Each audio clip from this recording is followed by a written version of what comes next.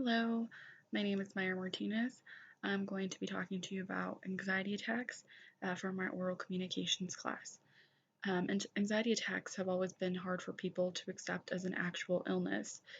Anxiety attacks, however, have been happening all the way back to ancient Greece or even to a period where witches, or they thought witches existed, and they accused women of being witches just for simply being jumpy, and they actually hung women. Those people complained of pounding of the heart, sweating, shaking, chest pain, and many other problems. Anxiety attacks, or panic attacks as some people call them, are a lot more common than you think. The feeling is you feel like you're going to die. And actually, some people don't know what's going on when they have them because they've never had them before, and they actually think they're having a heart attack, and they get rushed to the ER only to be told that it's an anxiety attack. And I know a lot of people think that people who suffer from anxiety attacks are just being dramatic, but it's only because those people are uneducated in the matter and they don't realize that it's actually a real illness. However, anxiety attacks are very common, and it's happening to 40 million people. That's 18% of the population that it happens to. And it affects people from the age 18 and up. It doesn't matter, what sex, what race you are, it happens to everybody. And it's a mental illness that they aren't quite sure what causes the mental illness. The cause is yet unknown.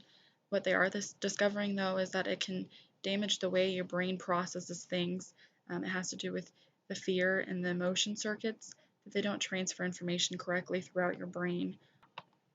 And there's even some studies that show that it can actually be inherited. So just like any other illness like heart attacks or breast cancer, you're more prone to getting an anxiety disorder if one of your family members has it.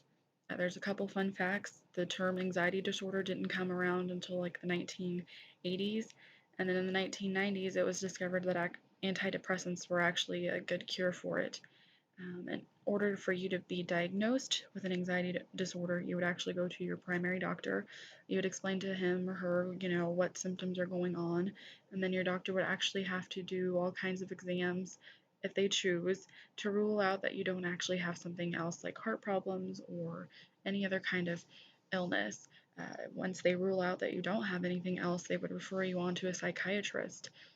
Psychiatrists are the ones that can actually diagnose you because they're trained for it and they can actually prescribe you medication for it. Treatment has come a long way compared to what it was back in the day. Back in the day, they used to tell women that they were feeling that way or they had those thoughts because they weren't having sex. And they said that in order to get rid of them, you needed to have sex or to masturbate, and it would help uh, with the anxiety that you were feeling. Now we realize that that's not true, and shock therapy doesn't cure it either. You can actually get prescribed medication and you take that, and with the medication a lot of the times they suggest that you go to therapy, and there's counseling that can be done to help cope or find mechanisms or help find triggers that will prevent an anxiety attack from happening. um, I wanted to do this topic because I actually suffer from severe anxiety attacks, so I know what it's like. You really do feel like you're dying, and I could feel my symptoms coming. I usually get a really bad headache, and then I begin to have, my heart's pounding really fast, my palms are sweating, and then I experience really bad chest pain. And from there, I realize, I'm having an anxiety attack.